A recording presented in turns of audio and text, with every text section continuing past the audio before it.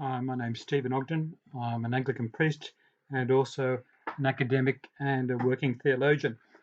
And I want to talk about the problem of family violence within the context of the church, but I need to put that in context. I also want to say I don't want this to be a tedious step-by-step lecture or address. The presentation will also reflect something of my own journey. For various reasons, I've been interested in the issues of power and violence for well over 10 years. And my interest is at both academic and practical levels. And I'm going to explore it in a moment, but I need to just raise a couple of concepts which I think are really important. The church, particularly the church in Australia, is concerned about the incidence of violence and the prevalence within the church itself.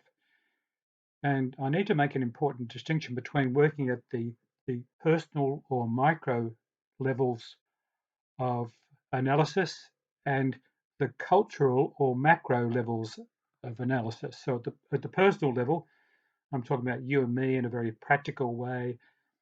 It's about explicit behavior and words and actions. And usually when it comes to addressing issues like family violence, that's the focal point. How do we change this person's actions and this person's attitude? But often what we need in addition to that are long-term changes at the cultural level, and cultural changes are very difficult to institute, often because they're implicit. They're learned. They're the norms that we have absorbed through the very pores of our skin. And often we're not aware that we are operating on the basis of these norms, so they have to be identified and unlearned. So if we can keep that distinction in mind, the difference between the personal and cultural level, and that my particular interest is encouraging change at the cultural level, those implicit norms, so that in the long term we change things at the personal level. So let me begin briefly with my interest in issues of power and the church. You know, I love the church, and I've been in the church most of my life, and I've met some wonderful people, and I've been part of some extraordinary Christian communities. But about 10 or 15 years ago, it began to dawn on me the prevalence of bullying in the life of the church. And invariably, this bullying or bullying behavior was inadvertent. That is, the person who was the perpetrator, he or she wasn't aware that he was, in fact, bullying. I remember many years ago, I was at a meeting with a whole a group of people from the church, clergy and lay. And the bishop who was chairing that meeting began to shout at someone. Someone had got something wrong. So he began to shout at that person. Now, it was quite embarrassing. And the two important observations that come from this is, first of all, I don't think the bishop realized that he was doing anything wrong. And the second thing was, no one challenged him. We all sat there quietly. No one said a thing. So it was that event that led me to do some work over a number of years on the issue of the use and abuse of power in the church. And obviously that relates to broader issues like child protection issues and child abuse. And it was clear to me that there were problems within the church. And if we take the example of bullying, I mean, bullying happens everywhere. But in the church, often the role of the leader is sanctified. So if people see inappropriate behaviour in the local vicar or dean or bishop, lay people are often very reluctant to challenge that because that person is the chosen leader. That person has been chosen by God. So in the context of the church, it's very difficult to address issues around power and the use and abuse of power because of this you could call it veil or screen of sanctification. So on that basis, I wrote a book on these issues called The Church, Authority and Foucault. published with Rutledge. It's an academic book, but I think it's readable. Anyway, I wrote to the Standing Committee of the National Church in Australia, of the Anglican Church, in 2016, and recommended that the National Church instituted an investigation into the use and abuse of power in the church. And as far as I know, that recommendation was tabled at a meeting, but it was not discussed. A few years on, I was working in a parish in inner city Brisbane, and I had to deal with a number of issues around domestic violence. So I went to a domestic violence training course with a group called DV Connect. It was a fantastic course, 3 days with these remarkable people. And the buzzword that kept emerging from this 3-day workshop was the word entitlement. Psychologists, counsellors, and social workers in describing intimate partner violence, and in particular the behaviour and the attitude of perpetrators, often used the term entitlement. Now, that intrigued me, so I began to do a bit of exploration, and of course, started to write another book. And in the process of exploring it, I found there was very little written about what exactly do we mean by the issue of entitlement. So anyway, I brought these issues together in a book called Violence, Entitlement and Politics, which is coming out later this year again with Rutledge. And let me just ground it a little bit at this point before I tell you how the book unfolds. And that is entitlement. Wonderful. Everyone has entitlements or rights. There's a normal or acceptable level of entitlement. In intimate partner violence, there are instances of an excessive level of entitlement that is often expressed in either coercive control or violent actions. And it was this excessive level of entitlement that intrigued me. So I spent a couple of years looking at various studies, first of all, in the area of intimate partner violence. And for the sake of a critical comparison, I also looked at the use or understanding of entitlement in military violence, just as a comparison. And there a few patterns emerge, really important common patterns. And these patterns, I think, are important for us to take on board when in a moment we look at the church and how the church needs to change, because the church represents a subculture of entitlement. And unless we change that subculture, we won't address the problems of abuse and violence that take place in the church.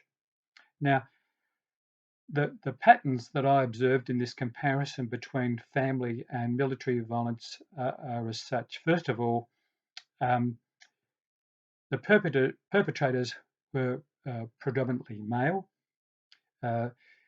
One example that I followed through very carefully was in intimate partner violence where male perpetrators murdered their partners.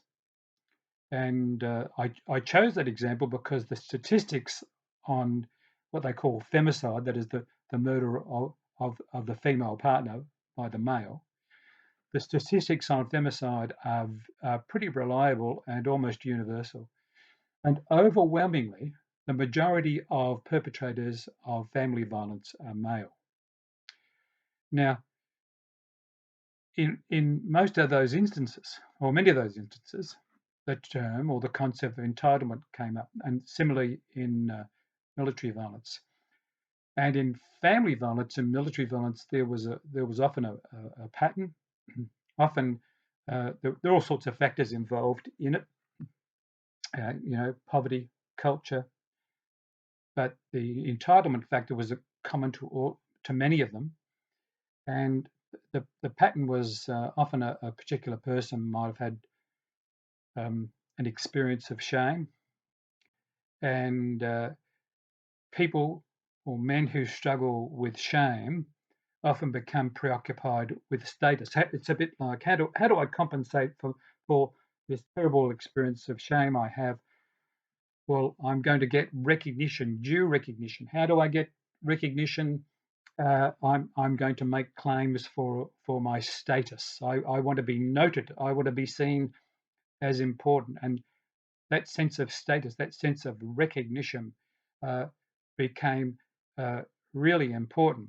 And so, for example, there's a very good study of the new wars in Sierra Leone and South Sudan by David Jury Smith, and he noted that a lot of the fighting and infighting was about issues around status, and that particularly for marginalised groups within those communities, marginalised men, violence was a way of trying to attain a higher level of status or recognition in the community.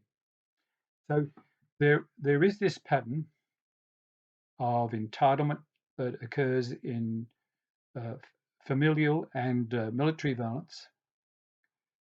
It often involves men who've experienced or learnt to feel some sense of shame, and in compensating for that shame, attempts are made to gain some kind of status.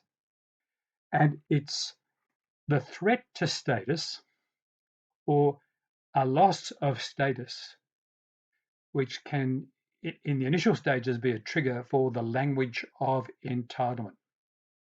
It's as if to say, how dare you do this? This is my house. This, you are my wife. You are my partner. You are my kids. And that leads to another interesting and recurring pattern in entitlement behavior, and that's the possessive language. So I want to move on to the church now, but let me just summarize by saying that there is a pattern of entitlement. There are lots of other factors, but this entitlement itself seems to be a trigger factor. Entitlement is often the factor that brings all those other factors together and gives the perpetrator either permission to control someone else or the permission to be violent, or in some cases gives them a sense of exoneration because it was his right, his entitlement to do so. Now, when it comes to life in the church, I know there are many people within the Australian church like me who are concerned about uh, family violence within the church. And obviously, we need to work at personal levels. And there are some fantastic people within the church and without with expertise in the area of domestic violence, domestic abuse. And we are presently in many of our churches engaging with those people and learning from their expertise. And we need to, in a sense, upskill ourselves, learn things about this personal level of engagement. My particular concern, though, is at the cultural or macro level. One of the things that came out of my work and my study of family and military violence is that it is very difficult to change perpetrators. Transforming perpetrators, therapeutic attempts to transform perpetrators meets with very limited success, in fact, because of the attitude of entitlement. So if we're going to address these problems, okay, we still need to keep working at that personal level, but we need to address these masculine gender patterns of entitlement at the cultural level, and that includes the church. Within the church itself, there is a history and pattern of entitlement. It is often expressed inadvertently in the way, in our hierarchies, the way we address each other. Um, Sometimes it's expressed in a sense by a lack of transparency. We don't feel that we need to be accountable about our behaviour. Now, there are many other issues we could tackle here, but I do think at this point we need to think in the long term and about the issue of entitlement and changing our culture.